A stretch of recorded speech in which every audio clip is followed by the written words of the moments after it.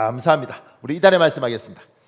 하나님이 바울의 손으로 놀라운 능력을 행하게 하시니 하나님이 바울의 손으로 놀라운 능력을 행하게 하시니 심지어 사람들이 바울의 몸에서 손수건이나 앞치마를 가져다가 병든 사람에게 얹으면 심지어 사람들이 바울의 몸에서 손수건이나 앞치마를 가져다가 병든 사람에게 얹으면 그 병이 떠나고 악기도 나가더라. 그 병이 떠나고 악기도 나가더라. 사도행전 19장 11절 12절 말씀 사도행전 19장 11절 12절 말씀. 우리의 기도하겠습니다. 능력 많으신 여호와 하나님, 능력 많으신 여호와 하나님, 나를 통하여 놀라운 능력을 행하소서. 나를 통하여 놀라운 능력을 행하소서. 내가 기도할 때 병이 떠나고 악기가 나가게 하소서. 내가 기도할 때 병이 떠나고 악기가 나가게 하소서. 내가 찬송할 때 가정이 밝아지고 교회에 은혜가 있게 하소서. 내가 찬송할 때 가정이 밝아지고 교회에 은혜가 있게 하소서. 내가 말할 때 소망이 솟아나고 기대가 넘치게 하소서. 내가 말할 때 소망이 솟아나고 기대가 넘치게 하소서. 예수님의 이름으로 기도합니다. 예수님의 이름으로 기도합니다. 하나님이 여러분과 저의 기도 들으신 줄 믿습니다.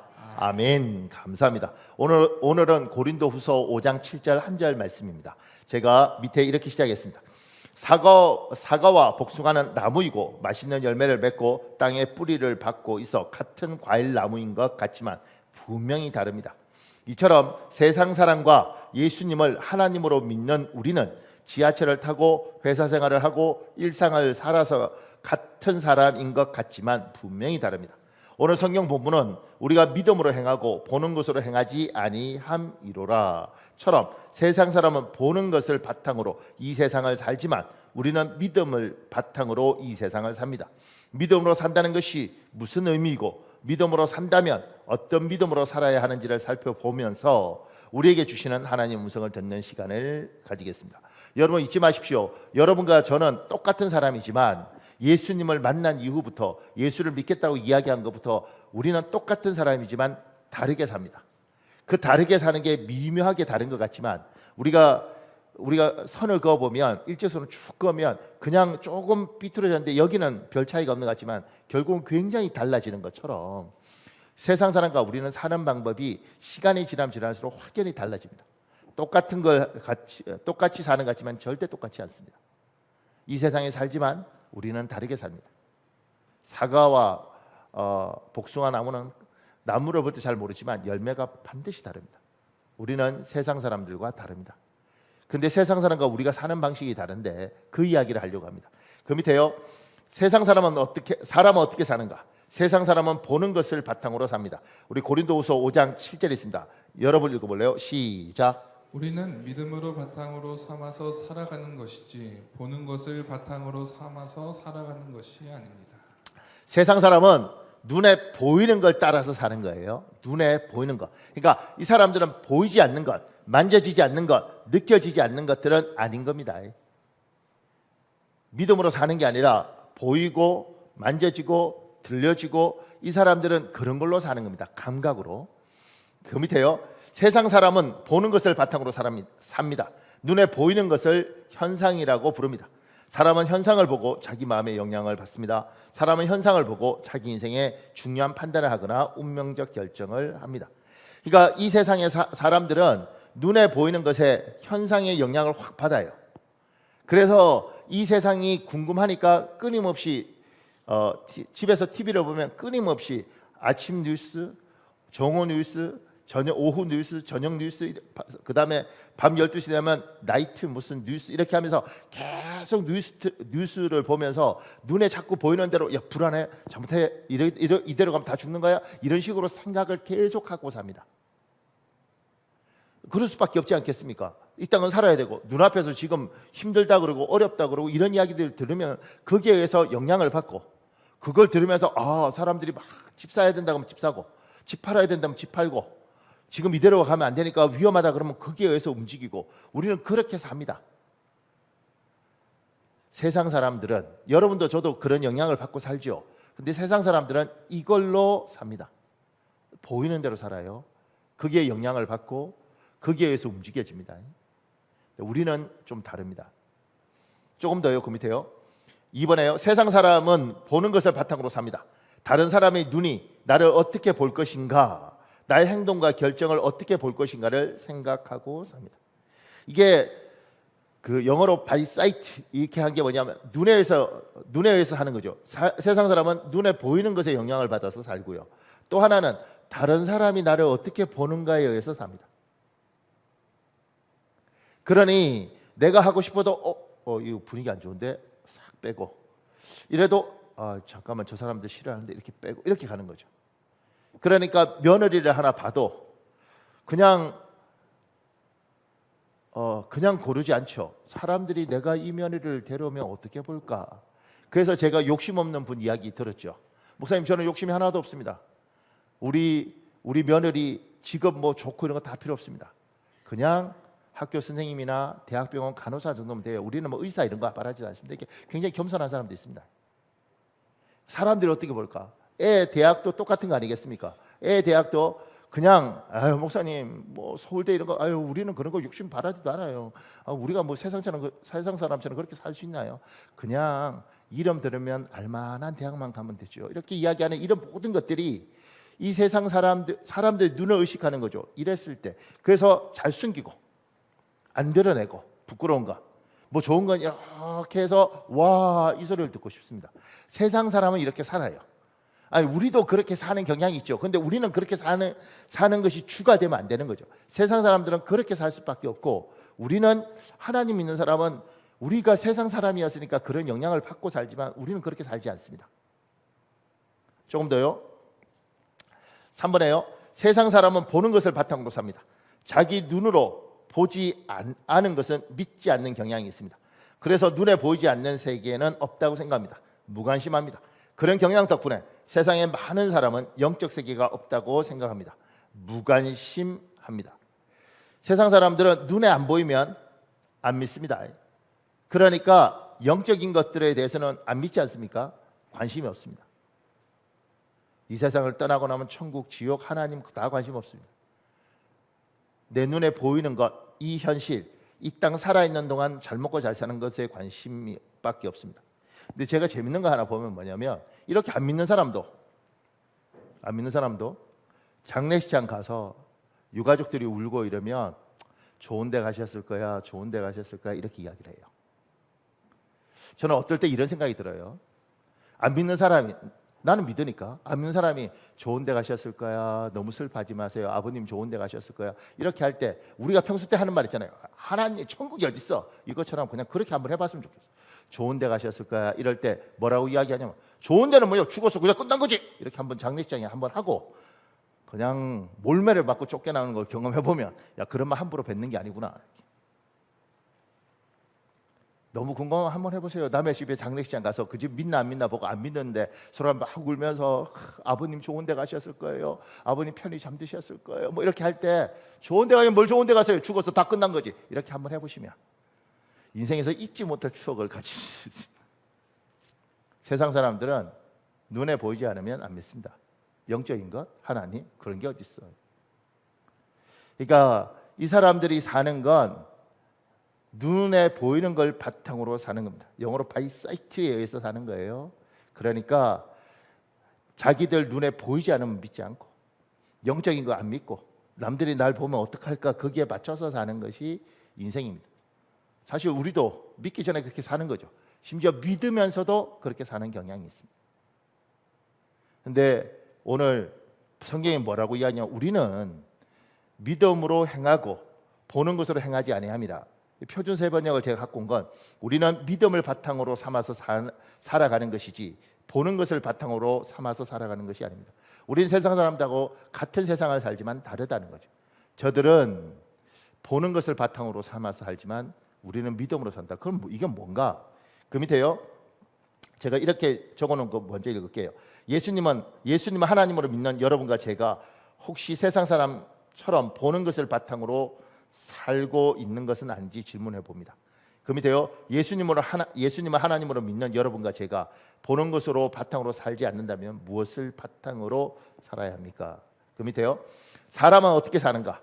예수님을 하나님으로 믿는 우리는 믿음을 바탕으로 삽니다. 그 밑에요. 사람은 눈에 보이는 현상에 영향을 받습니다. 그렇지만 믿음을 바탕으로 산다는 것은 현상보다 믿음에 더 큰 영향을 받는다는 것입니다. 현상보다 믿음입니다. 우리는 믿음으로 산다는 거예요. 세상 사람들은 현상으로 살고 우리는 이 눈에 보이지 않는 내 안에 있는 뭔가 있는 그 믿음으로 산다. 저게 저들과 우리가 다르다. 그 밑에요. 사람은 다른 사람들이 어떻게 볼까에 영향을 받습니다. 그렇지만 믿음을 바탕으로 산다는 것은 다른 사람의 눈보다 하나님의 눈을 더 의식하여 생각하고 행동하는 것입니다. 우리 역대하 16장 9절에 있습니다. 여러분 읽어보십시오. 시작. 이는 여호와의 눈이 온 땅을 두루 살피시고 온전한 마음으로 자신을 향하는 자들을 위하여 능력을 베푸시기 때문입니다. 여러분과 저는 믿음으로 살 때 세상은 사람 눈만 의식하고 우리는 하나님의 눈을 의식하는 겁니다. 그렇게 하면 세상 사람들이 뭐라 그러죠? 그건 내가 이해하겠는데 우리 하나님이 보고 계십니다. 그래서 저는 할 수 없습니다. 세상 사람은 사람 눈만 의식하고 사는 거예요. 우리는 하나님의 눈을 의식하고 사는 겁니다. 믿음으로 하나님이 날 보고 있다고 성경이 말씀하시니 그 말씀을 믿고 하나님이 지금 이 땅을 두루 보시면서 날 보고 있을 텐데 이게 맞나? 저분이 이렇게 하면 속상하지 않으시나? 이 생각을 하죠. 세상 사람과 우리는 사는 방법이 달라요. 세상 사람은 눈에 보이는 현상만 보는데 우리는 하나님의 말씀에 두려워하지 말아라 그러면 세상 무서운 지금 태풍 이런 거 와도 하나님이 두려워하지 말라니 주님 나는 눈에 보이는 저 두려움 태풍 이런 걸 보는 게 아니라 당신의 말씀을 내가 믿습니다. 그리고 이걸 믿음으로 사는 겁니다. 우리는 좀 다르죠. 조금 더요. 그 밑에요. 사람은 자기 눈으로 보지 않으면 믿지 않으려는 성향이 강합니다. 그렇지만 믿음을 바탕으로 산다는 것은 보이지 않는 영적 세계가 존재함을 인정하고 믿는 것입니다. 밑에 이런 글이 있습니다. 목사님. 어떤 권사님 한 분이 계셨다. 그분은 수십 년간 하나님을 믿으면서 단 한 번도 흐트러진 모습을 보인 적이 없었다. 권사님은 주일이면 하루 종일 여선교회 봉사, 성가대 봉사를 하고 교회 건축이 있을 때는 앞장서서 건축 헌금을 하셨다. 하여 성도들은 권사님을 신앙적 롤 모델로 삼았다. 권사님 역시 성도들이 믿음이 좋다는 이야기를 할 때면 부인하지 않았다. 자신이 하나님을 얼마나 사랑하는지 얼마나 축복을 받았는지 간증하길 즐겼다. 그런데 그 권사님이 갑작스러운 사고로 중환자실에 옮겨가게 되었다. 성도들은 깜짝 놀라 기도회를 열었고 권사님은 병실에서 죽음과 사투를 벌였다. 그렇게 이틀이 지났을 때 권사님은 극적으로 깨어났다. 역시 믿음이 좋은 분이라 하나님이 살려주셨다고 기뻐했으나 정작 죽음의 문턱에서 돌이킨 권사님은 한없이 울며 회개했다. 그분은 생사를 넘나드는 상황에서 예수님을 만났다. 자신이 벌써 천국에 가야 되는 것이 억울했던 권사님은 자신이 얼마나 교회에 충실했는지 큰 믿음을 가졌는지 변명을 했다. 그러자 얘기를 물끄러미 듣고 계시던 예수님이 자신의 가슴을 보여주시더란다. 어머 예수님 가슴에 웬 못자국이 있으세요? 그렇게 묻자 예수님이 대답하셨다. 네가 못 박은 자국이다. 어머 제가 그랬다니요. 주님 저는 교회 봉사도 많이 하고 믿음 충만한 생활을 했는데요. 내가 남에게 잘 보이려고 했지 정작 나에게 믿음을 보여주지 않았다. 나를 믿는 게 아니라 너 자신의 봉사, 너 자신의 간증을 믿을 때마다 내가 이렇게 상처를 받았다. 그 말을 듣고 권사님이 그 자리에 엎드려 회개 기도를 드렸다고 한다. 그렇게 깨어난 뒤 권사님은 예전처럼 열심히 신앙생활을 했지만 달라진 게 있었다. 더 깊이 기도하고 하나님과의 관계에 한층 성장한 믿음 생활로 도약한 것이다. 여러분과 저는 말씀을 기준으로 믿습니다. 그리고 말씀 안에는 참 많은 하나님과 사람의 관계가 깊이 맺는 이야기가 있죠. 베드로가 깊이 기도하다가 하나님께서 환상 중에 보자기에 네 생물이 달린 걸 보여주시고 그러면서 일어나 잡아먹어라. 하나님 그럴 수 없습니다. 그리고 이게 무슨 뜻인가. 그런데 나중에 고넬료란 이방인을 만나면서 이게 이런 뜻이구나. 이런 일들이 이들이 내게 끈과 금은 없지만 내게 있는 것으로 내게 주노니 나서는 예수 그리스도 이름으로 일어나 걸어라. 그러면 그때 안전병이가 나면서 걷지 못했던 사람이 걷는 그런 기적들을 보면서 하나님이 살아계시구나. 성경이 그렇게 이야기하는 거예요. 성경이 그렇게 이야기하는 거예요. 성경이. 그러니까 여러분과 제 신앙생활에서 지금 3대 4대째 믿음이 물려가면서 믿음이 어떤 믿음이 되냐면 그냥 교회를 다니고 하나님 있는가 보다 이렇게 하는데 우리 인간은 이런 영적인 체험들을 하고 경험을 하지 않으면 믿음이 깊어지지가 않습니다. 이런 체험을 한 사람들 중에 너무 이렇게 좀 뭐 저러나 이런 분들이 있어서 그렇지, 영적인 체험이 깊어지면 깊어질수록 이런 걸 통해서 하나님하고 관계가 깊어지는 겁니다. 저는요, 제 인생에서 재밌는 건 제가 이제 전도사일 때 남아프리카 공화국, 우리가 이제 남아프리카 공화국 그러면 흑인들이 있는 줄 알았는데 네덜란드계 백인들이 주류층입니다. 근데 거기에 유즐레스라는 아이를 만났는데 뭐 이야기하다가 상태가 너무 안 좋더라고요. 그런데 그 아이하고 이야기하다가 너는 하나님을 믿니? 그러니까 믿는데 몇 대째냐 믿니? 그러니까 7대째래. 대한민국은 그 당시에 7대가 없어요. 우리는 길어봤자 5대 믿음은 깊은 믿음인데 7대째래. 그래서 제가 놀래서, 근데 너는 그냥 어렸을 때부터 교회 다니니까 다녔지 하나님을 만난 적도 없고 하나님을 본 적도 없고 볼 생각도 없고 그러다 보니 교회를 다니는 믿음이지만 제대로 된 믿음이 자리를 안 잡혔고 하나님과 관계가 깊지 않더라고요. 세상 사람들은 눈에 보이는 거로 살면서 영적인 게 어디 있어? 사람들이 이렇게 보는데 어떡하지? 그렇게 하고 세상의 현상이 이렇게 무섭네, 큰일 났네, 우리 다 죽게 생겼네, 이렇게 이야기할 때 우리는 하나님이 말씀하신 것들을 가지고 믿음으로 살고 사람보다는 하나님의 눈을 의식하고 살고, 그리고 눈에 보이지 않는 이 영적인 게 있다고 믿는데 막연하게 믿는 게 아니라 기도하고 인생을 살다 보면 하나님이 응답하시고 하나님께서 때로는 만나주시고 하나님께서 일하시는 걸 경험하면서 정말 믿음으로 살아야 되겠구나, 영적인 게 눈에 보이지 않고 손에 잡히진 않지만 이게 있는 거구나, 야 이거 엄청난 거구나, 이렇게 가는 거예요. 그러니 같은 죽음을 맞이해도 여러분과 저도 우리가 어떻게 평생 살겠습니까? 결국은 언젠가 이 세상을 떠날 텐데 그 떠나는 것도 세상 사람들은요 너무 비참하게 조금이라도 더 살기 위해서 몸부림치다가 죽지만 우리는 천국이 있다는 부분이 명확해지면, 그리고 그것 때문에 우리가 보낼 때도 다시 못 봐서 가슴 아프지만 어머니 천국에서 만나요. 그리고 부모가 그래 천국에서 우리 보자, 하나님이 살아계시지 않냐, 천국이 있지 않냐, 이런 것들이 명확해지는 것들을 우리가 경험할 때 믿음이 확 이렇게 있는 거죠. 내가 이렇게 설교하면 그런다, 목사님 나중에 죽을 때 한번 볼 거예요. 목사님은 천국에서 보자 이럴지, 아니면 더 살고 싶어 이럴지, 뭐 이렇게 이야기하는데 그거 안 보여주려고 내가 어떻게든 열심히 오래 살라고. 근데 우리가 눈에 보이지 않는 저 천국에 관한 이런 믿음들이 그냥 있는 것이 아니라 와서 천국을 본 사람도 있고 천국에 대해서 하나님이 구경시켜 준 사람도 있고 지옥을 본 사람도 있잖아요. 있습니다. 우리 교회도 있고 말을 안 하고 입 다물고 있어서 그렇지. 그러니까 그렇게 지혜로운 거죠. 말 안 하고 입 다물고 있는 게 지혜롭고 고맙고. 근데 있습니다. 그게 없이 어떻게 믿겠냐고요. 그러지 않겠습니까? 천국이 있대. 죽으면 간대. 그거 봤어? 아니? 들었어? 뭐 있는 것 같아. 별 관심 없어. 이게 없는 거지. 있습니다. 이 세상을 하면 천국 갑니다. 너무 고통스럽고 우리 어머니가 아프셨는데 천국은 아프지 않는다니, 그 아프지 않은 곳에 가셨으니 이 땅에서 못 보는 건 가슴 아프지만 내가 가서 볼 줄 믿습니다. 이런 거. 여러분과 저는 믿음으로 살지 눈에 보이는 것으로 살지 않습니다. 이게 세상 사람과 우리의 차이예요. 이 믿음이 여러분에게 있길 예수님 이름으로 축복합니다. 조금만 더요. 그럼 3번에요.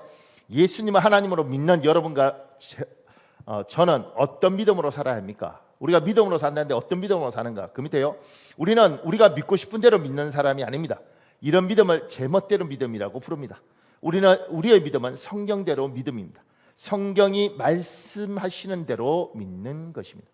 그 밑에요. 성경대로 믿는 믿음은 믿음을 흔드는 상황이 우리 일상에 비일비재합니다. 그러나 어떤 경우에도 굳건하게 이 믿음을 지킬 때 하나님은 놀라운 은혜로 믿음을 지킨 우리를 위로해 주십니다. 사랑하는 여러분, 우리는 믿음으로 살아야 됩니다. 이렇게 이야기할 때 그러면 목사님 어떤 믿음으로 살아야 됩니까? 당신 믿고 싶은 대로, 어떤 분들은 자기 믿고 싶은 대로 믿잖아요. 하나님 나한테 복 주신대. 왜?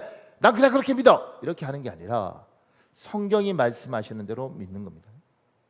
내가 생각할 때는 나 같은 거 하나님 갖다 버릴 거야. 이런 생각이 들어도 성경이 안 버린다 그러면 안 버리는 거예요. 하나님이 무조건 내 편 들 것 같지만 하나님이 그건 편 안 들어준다 그러면 안 들어주는 거예요. 그러니까 지금 그리스도인들이 믿음이라고 이야기할 때 내 멋대로 내 믿고 싶은 대로 믿는 믿음이 아니고 여러분은 믿음으로 사는데 어떤 믿음으로 사느냐면 성경이 말하는 믿음으로 사는 겁니다. 성경이 뭐라고 이야기하는가 굉장히 많죠. 그중에 몇 가지만 3가지 이야기할 건데 첫 번째는요. 여러분과 제가 믿는 하나님은 전능하신 하나님입니다. 우리 창세기 28장 3절에 있습니다. 여러분 읽으십시오. 시작. 전능하신 하나님이 내게 복을 주시어 내가 생육하고 번성하게 하여. 요한복음 15장 3절도 있습니다. 여러분 읽으십시오. 시작. 하나님의 종 모세의 노래 어린 양의 노래를 불러 이르되 주 하나님 곧 전능하신 이시여. 여러분과 제가 믿는 하나님은 어떤 하나님이냐면 오늘 성경에 전능하신 하나님이에요. 전능하신 하나님. 그 밑에요. 여러분과 제가 믿는 하나님이 전능하신 분, 즉 모든 것이 가능하신 분이라는 믿음 때문에 우리는 예배 때마다 사도신경을 고백합니다. 나는 전능하신 아버지 하나님 천지의 창조주를 믿습니다. 그 밑에요. 하나님의 전능하심을 말로만 믿고 실제로 행동이나 삶에서는 하나님의 전능하심을 의심하거나 하나님의 능력을 제한적으로 생각하는 이들이 많습니다. 민수기 11장 21절에서 23절에 있습니다. 여러분 읽어볼래요? 시작. 모세가 이르되 나와 함께 있는 이 백성의 보행자가 60만 명이온데 주의 말씀이 한 달 동안 고기를 주워 먹게 하겠다 하시오니 그들을 위하여 양떼와 소떼를 잡은들 조카오며 바다의 모든 고기를 모은들 조카오리이까. 여호와께서 모세에게 이르시되 여호와의 손이 짧으냐 내가 이제 내 말이 내게 응하는 여부를 보리라. 사랑하는 여러분, 여러분과 제가 지금 앞으로 살아갈 올해 내년 이런 시간들은 굉장히 어려운 시간이 올 거라고 나는 믿습니다. 전 세계가 어디로 가야 될지 모르는 상황에 와 있습니다. 앞으로 어떤 일이 어떻게 발생될지는 아무도 몰라요. 추측하고 예측하고 미래학자들 다 헛소리하는 겁니다. 왜냐하면 그 사람들 다 거짓말했잖아요. 코로나가 올지도 몰랐고 코로나가 3년 넘게 갈지도 몰랐고 전 세계 경제가 이렇게 될지도 몰랐고 우크라이나하고 러시아하고 전쟁하기 바로 전까지 전쟁 난다고 말한 전문가는 아무도 없었습니다. 우리는 모르는 세상을 앞으로 갑니다. 근데 분명한 건 굉장히 혼란스러운 세상을 갑니다. 그러니까 세상 사람들은 눈에 보이는 대로 사니까 불안하고 겁나고 걱정되죠. 근데 여러분과 저도 세상 사람처럼 눈을 가지고 있으니까 걱정되고 불안한 겁니다. 근데 하나님이 우리들에게 요구하는 게 뭐냐면 그건 맞다. 불안하고 눈에 보이는 것이 혼란스러운 건 맞다. 근데 얘야 믿음으로 살아라. 하나님 그 뭐 어떤 믿음으로 삽니까? 무조건 하나님 나 지켜주실 거라고 믿는 겁니까? 하나님이 이렇게 말하죠. 네가 믿어야 될 건 내가 전능한 하나님이라는 사실을 믿어라. 네가 믿는 하나님이 전능한 하나님이시니 세상이 어떻게 돌아가든지 간에 내 하나님이 하시겠다 그러면 이 하나님이 열겠다 그러면 여는 것이고 닫겠다 그러면 닫는 것이고 하나님이 못하게 하면 안 되는 것이고 하나님이 하게 하면 하는 것이라는 걸 믿어라. 여러분과 저는 하나님을 믿고 하나님이 능력 많으신 분이라고 말을 할 뿐이지 우리가 어떤 삶을 살아갈 때는 그렇게 안 믿고 그렇게 생각 안 하고 행동하는 게 굉장히 많습니다. 그러니 말은 하나님의 전능하심을 믿지만 알고 보면 행동이나 이런 걸 보면 좀 하나님 믿는 게 아니에요.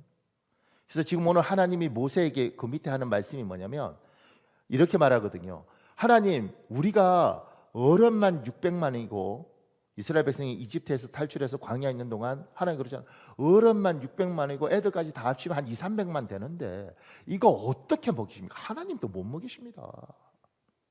하나님은 그렇게 말하죠. 내 손이 짧아졌느냐? 이렇게 이야기하셔요. 너는 내가 홍해를 가르는 것도 보고 이집트를 열 가지 재앙으로 초토화시키는 것도 보고 내가 전능한 하나님으로 너한테 그만큼 보여줬는데도 불구하고 너는 하나님 못하십니다. 이렇게 나를 모욕할 수 있느냐 이렇게 이야기하는 거죠. 논리적으로 눈에 보이는 것으로는 계산이 안 되고 눈에 보이는 것 갖고는 해답이 없는데 하나님은 우리에게 이렇게 말하는 거죠. 내가 전능한 하나님이다. 그걸 믿니? 예. 그렇다면 내가 열면 닫을 자가 없고 내가 닫으면 열 자가 없다는 걸 믿니? 네. 내가 하면 하고 내가 안 하면 안 한다는 걸 믿니? 네. 그러면 그 믿음으로 살아라 이렇게 이야기하는 거죠. 여러분과 제가 어려운 시대를 살 겁니다. 이거는 모든 사람들이 그렇게 불안해하면서 대놓고 말을 못해서 그렇지 반드시 어려운 시대를 살 겁니다. 우리 한국도 굉장히 어려운 시대를 살고요. 우리 전 세계는 분열의 영으로 완전히 이제 쪼개져서 우리 대한민국이 양쪽에서 이렇게 왔다 갔다 하는 외교를 하는 게 아니라 한쪽으로 지금 붙어버렸기 때문에 이제 여기서 두들겨 맞고 저기서 두들겨 맞고 이럴 수 있는 거예요. 양쪽에 왔다 갔다 해도 힘든데 굉장히 어려운 선택들을 하고 누가 어디서 살아남아야 될지 모르는 그런 세상을 여러분과 제가 삽니다. 그 가운데 하나님의 사람에게 하나님 이야기하지요. 얘야 너는 눈에 보이는 그 불안할 때 다들 불안하고 막 어떻게 이렇게 이야기할 때 내가 전능한 하나님이란 그 사실을 붙들고 하나님 당신이 하실 수 있으면 한다는 사실을 내가 믿고 살겠습니다. 계산은 안 나오는 거예요. 제가 어떤 분 이야기 들으니까 그분 빚이 많더라고요. 뭐 30억인지 50억인지 뭐 하여튼 여자분인데. 근데 그분이 한 10년 만에 그걸 다 갚았대요. 이제 갚은 비밀을 안 가르쳐 주는 거예요, 처음에는. 나중에 이렇게 이야기하는 거예요. 어떻게 갚았느냐? 돈 벌어서 어떻게 갚겠냐는 거죠. 돈 벌어서 못 갚았는데 어떻게 갚았냐? 그러니까 기도 많이 하고 열심히 살았다는 거죠. 하나님이 돈 주시면 돈 주시는 거 갖고 빚쟁이들이니까 찾아가서 무릎 꿇고 100만 원 생기면 100만 원 갖고 200만 원 생기면 200만 원 갖고 그러니까 이 빚쟁이들이 그렇게 따뜻하고 이러지 않을 텐데 하나님이 놀라운 능력으로 역사하니 이 사람 세상을 다니까 빚쟁이가 이렇게 보더니만 이거면 됐습니다. 더 갚지 마십시오. 그만큼 보여줬으면 됐습니다. 내가 진짜 못된 놈들 많이 만나보고 갚겠다고 이야기하고 등친 놈들 정말 많이 만나봤는데 당신 그 정도 했으면 됐습니다. 나 생각보다 돈 많습니다. 그만 갚으셔야 됩니다. 이렇게 해서 그 사람이 빚진 사람들은 다 그렇게 해서 탕감을 시켜줬다. 그래서 그 많은 빚을 갚았어요. 그분이 그런 거죠. 논리적으로는 말이 안 된다. 계산은 안 된다. 그러니까 우리 하나님이 하니까 하시더라. 여러분과 제가 믿는 하나님이 전능하신 하나님이고 그 하나님이 하시겠다면 한다는 사실을 나는 붙들고 사는가? 아니면 말은 그렇게 하는데 우리나라 증권 대표협회가 뭐죠? 뭐 투자증권인가 금융투자협회인가 거기 옛날 회장했던 장로님이 그랬다는 겁니다. 그분이 교회를 다니는데 그 목사님이 그랬대요. 그래도 정권 뭐 주식 이런 건 장로님이 최고 아닙니까? 어디 투자해야 돈을 번답니까? 이렇게 담임 목사님이 물어봤대. 그러니까 이 장로님이 이러대요. 목사님 주식이 어디가 오를지는 하나님도 모릅니다. 이랬대. 그러니까 내가 그 교회를 보고 저 교회는 참 미래가 참 밝다. 담임 목사님은 어디 투자해야 됩니까? 묻고 장로님은 하나님도 모르십니다. 엄청 복된 교회다. 이런 생각이 들더라고요. 그러니까 그 속에서 농담같이 한 말, 하나님도 그건 모르십니다. 그게 마음에 있는 거예요. 여러분과 저는 우리 하나님은 전능하신 하나님이시니 하나님이 하시면 하신다. 나는 이 하나님을 붙들고 산다. 세상이 뭐라도 그들은 눈에 의해서 사는 것이고 난 믿음에 의해서 사는데 우리 하나님이 열면 열리고 우리 하나님이 닫으면 닫힌다. 나는 이 사실을 붙들고 산다.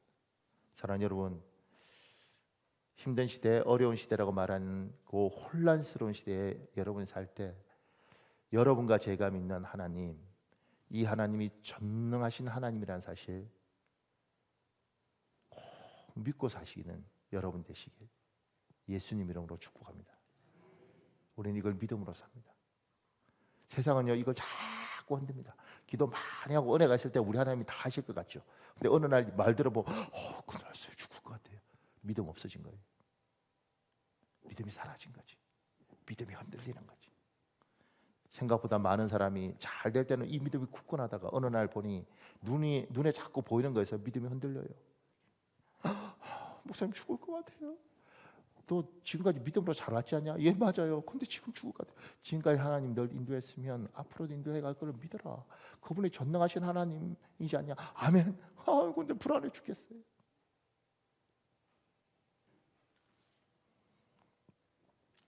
그 밑에요. 여러분과 제가 믿는 하나님은 자기 사람인 우리를 선대하시는 하나님이십니다.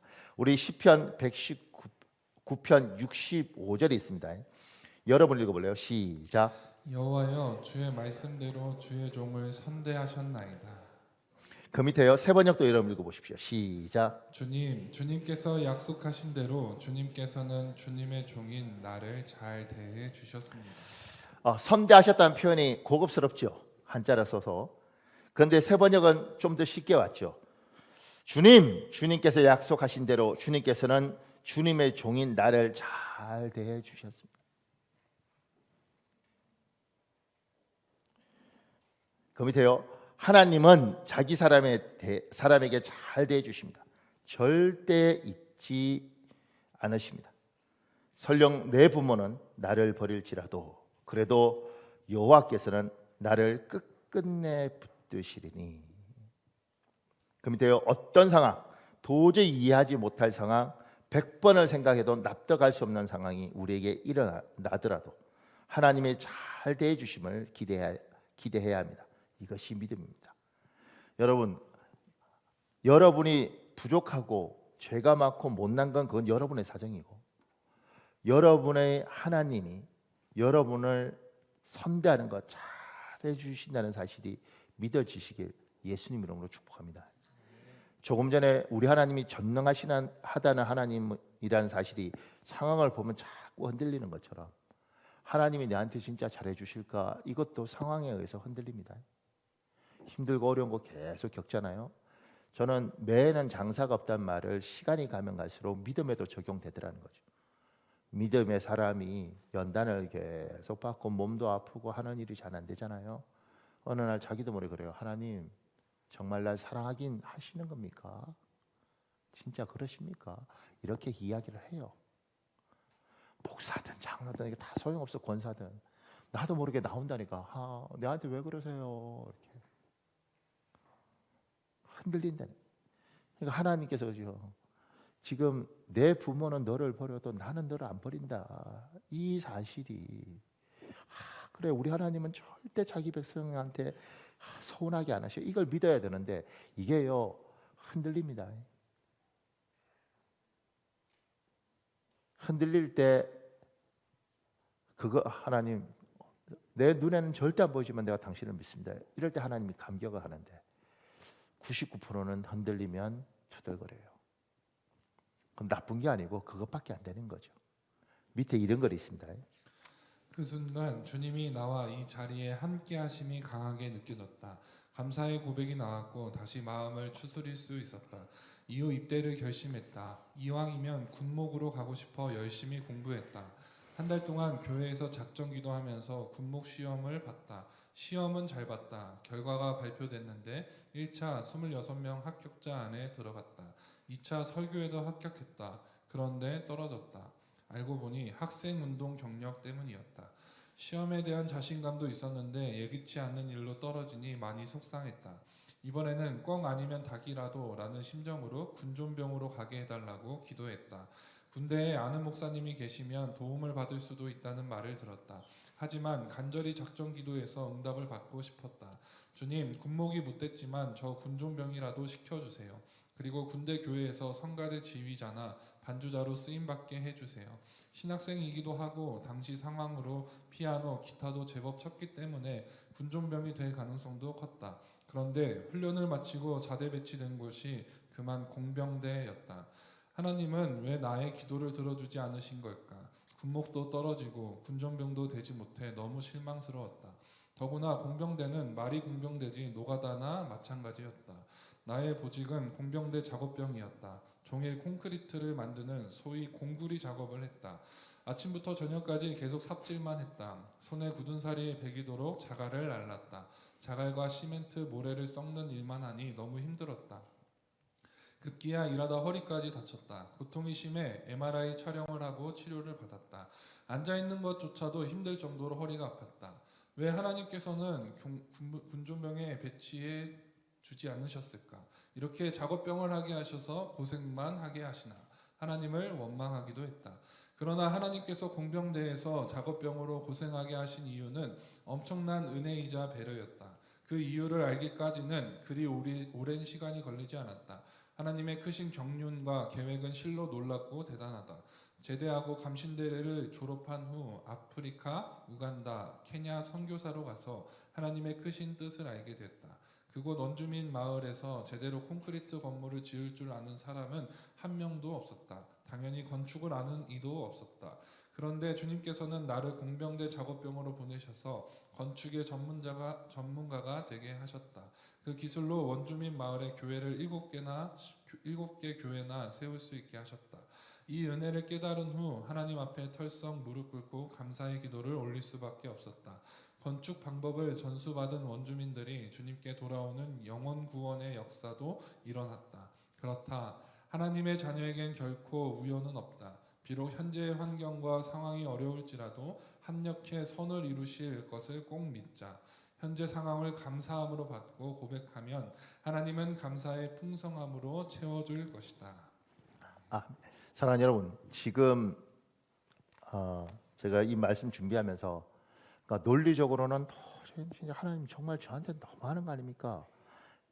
이게 내 뜻대로 계속 안 되는 게 한 번, 두 번, 세 번, 네 번 되면 모든 사람은 그렇게 반응할 수밖에 없습니다. 저도 나 평생 하나님 앞에 원망하지 않아야겠다 이렇게 생각했는데 제가 인생을 돌아보면 딱 2번 원망을 했어요. 근데 그 2번이 나도 모르게 나오더라고. 진짜 너무하는 거 아닙니까? 이렇게 진짜 너무하시는 거 아닙니까? 왜 나한테 그러세요? 뭐 이렇게 그렇게 되더라고요. 지금 아쉬운 건 그때 이 말 안 뱉었더라면 얼마나 좋을까. 그럼에도 불구하고 하나님 당신이 나한테 선대해 주실 줄 믿습니다. 이렇게 고백해서 얼마나 좋을까.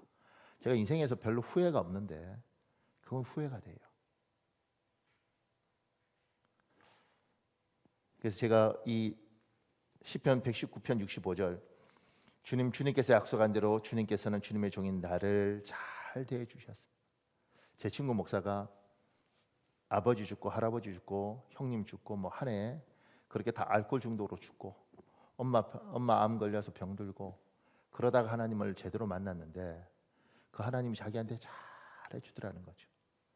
그래서 어느 날 자기가 하나님께 이렇게 고백했대요. 저는 그 고백이 참 좋더라고요. 하나님 저한테 잘해 주셔서 감사합니다. 이제부터 제가 잘해드리겠습니다. 지금까지 잘해주고 있습니다. 여러분과 제가 인생 살면서 믿는 거죠. 하나님이 나한테 잘해주실 줄 믿습니다. 내 뜻대로 안 되지만 당신이 분명히 잘해주실 걸 믿습니다. 이 믿음으로 우리는 사는 겁니다. 그리고 어느 날 정말 하나님이 잘해주셨다고 생각이 들면 고백하셔야 됩니다. 제 친구 목사처럼 하나님 잘해주셔서 감사합니다. 이제부터 제가 하나님 잘해드리겠습니다. 참 많은 사람이 하나님 잘해주는 건 봤는데 돌려드리진 않아요. 하나님 제가 잘해드릴게요. 마지막으로 밑에요. 여러분과 제가 믿는 하나님은 우리가 기도한 것을 기억하는 하나님입니다. 세상에 공짜는 없습니다. 누군가 씨를 뿌린 것이 있기에 누군가 열매를 거두는 것이 있습니다. 누군가의 보이지 않는 노력이 있었기에 누군가의 보이는 결과가 있는 것입니다. 영적 법칙도 마찬가지입니다. 기도 없이 어떤 좋은 것도 일어나지 않습니다. 내가 기도하든 누군가 나를 위해 기도하든 하나님의 사람들의 좋은 일의 뒷면에는 보이지 않는 누군가의 기도가 있습니다. 우리 누가복음 22장 31절에서 32절 공동 번역 성경인데 여러분 읽어볼래요? 시작. 시몬아 시몬아 들어라. 사탄이 이제는 키로 밀을 까부르듯이 너희를 제멋대로 다루게 되었다. 그러나 나는 내가 믿음을 잃지 않도록 기도하였다. 그러니 내가 나에게 다시 돌아오거든 형제들에게 힘이 되어 다오. 이게 하나님이 베드로에게 얘야 내가 너를 위해서 기도했다. 내가 너를 위해서 기도했다. 이게 베드로한테만 적용되는 이야기겠어요? 하나님이 저한테는 박 목사 내가 너를 위해서 기도했다. 이러지 않겠습니까? 그러면서 여러분 우리 교회는 기도를 요구하고 우리 교회에 오는 사람들은 기도할 사람들을 하나님이 보내요. 제가 가장 속상한 건 제가 이제 만나서 이렇게 성도들 만나면 이번에도 내가 만났는데 어떤 교회에 갔어요. 우리 교회도 왔다가 저쪽도 갔다가 이러다가 어떤 교회를 갔어요. 자기는 우리 교회 오고 싶은데 아내가 저쪽 교회를 가고 싶다 그래서 저쪽 교회를 갔대. 제가 이렇게 말했어요. 나는 그 교회가 좋은 교회라고 말하고 싶다. 실제로 좋은 교회다. 100명이면 90명한테 좋은 교회다. 근데 당신한테는 나쁜 교회다. 왜냐하면 당신은 기도하지 않으면 살 수 없는데 기도할 사람은 기도하는 교회를 가야 되는데 그 교회는 좋은 교회인데 그 교회 교인들은 기도하지 않는다. 그냥 조용히 하죠. 이렇게 한 5분 기도하고 3분 기도하고 이런 걸 하죠. 근데 정말 간절하게 기도하지 않는다. 당신의 영혼은 시간이 지나면 말라갈 거다. 더 놀라운 건 뭔지 아세요? 그분이 그러더라고. 맞아요 목사님. 속이 상하더라고. 근데 이제 뭐 교회 옮겨 이렇게 말하면 난리 나지 않겠어요? 근데 마음에 약국에 좋은 약이 많죠. 그거 다 먹으면 되나? 좋은 약인데 내 몸에 맞는 약이 있는 것처럼 교회도 하나님이 여러분을 우리 교회에 불러놓은 이유는 뭐냐면 기도하라고 불렀다고. 통성기도 마음껏 할 수 있는 교회 많지 않습니다. 지금 시대에. 그리고 그렇게 기도할 때 이런 거죠. 하나님, 목사님 말 듣고 10년을 내가 기도했어요. 10년을 혓바닥이 빠지도록 기도했는데 나 지금 여전히 힘들어 죽겠는데 목사님 맨날 기도만 하라 그러고 이게 뭡니까? 이번에 책이 하나 나왔는데 그 책에 이런 구절이 있습니다. 이 최상훈이라는 사람이 기도는 사라지지 않는다. 내가 너의 기도를 통장처럼 찾아쓸 것이다. 하나님이 어느 날 이 사람이 중학교 때부터 하루에 2시간, 3시간씩 계속 기도했는데 이 사람이 30이 넘어서 30대 후반 그때 하나님이 이 사람을 찾아와서 얘야 내가 너의 기도를 통장처럼 찾았을 것이다. 그동안 네가 기도했던 것 이제 열매 맺을 것이다. 이렇게 이야기를 했다는 거예요. 그전까지 이 사람 고생 너무 많이 했어요. 자식이 둘인데 그 중에 하나 죽어버리고 그만큼 기도했는데 하나님 왜 나 자식을 먼저 데려가시고 이게 뭐냐고 그런 마음이 있었는데 어느 날 하나님께서 그렇게 매일 2시간, 3시간씩 중학교 때 기도했던 이 사람에게 하나님 어느 날 네가 젊은 날 기도했던 그거 내가 이제 지금 여기처럼 찾았을 것이다. 통장에 저금해 놓은 것처럼 내가 찾았을 거다. 그리고 하나님 이 사람 통해서 놀라운 일을 합니다. 같은 목사인데 부럽더라고요. 야, 참 부럽다. 케네스 해겐이라는 목사가 있어요. 외국 목사인데 그분도 기도 좋아하는 분인데 어느 날 예수님이 그분에게 오더라는 거죠. 이분 돌아가셨거든요. 근데 이분에게 와서 뭐라고 하냐면 얘야 내가 너의 기도에 응답해 주기 위해서 이제 왔다 이러더라는 거예요. 우리 교회에 기도의 사명을 받은 사람들이 많이 있고 기도하는 게 이제 싫을 거예요. 지치기도 하고 피곤하기도 하고. 하나님은 그 기도를 통해서 일을 하십니다. 언제 어떻게 일하실 건 그분이 결정하는 것이고 우리에게 이야기하죠. 나는 네가 기도했으면 좋겠다.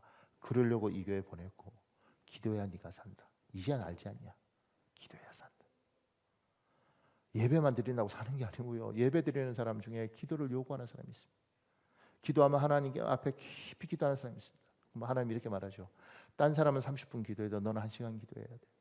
딴 사람은 1시간 기도해도 넌 2시간 기도해야 돼. 얘야 내가 너의 기도를 통해서 일할 것이다. 우리 교회는 기도를 요구하는 사람을 보냈습니다. 기도해야 삽니다. 여러분이 기도해야 집안이 살고 자식이 살고 여러분의 기도해야지 여러분의 인생에 긍휼이 있습니다. 사랑하는 여러분, 이 시간에 우리 7분 기도할 수 있습니다. 7분 이 시간에 주여 한번 간절히 부를 거예요. 하나님 기도할 때 하나님 여러분 만나 주실 겁니다.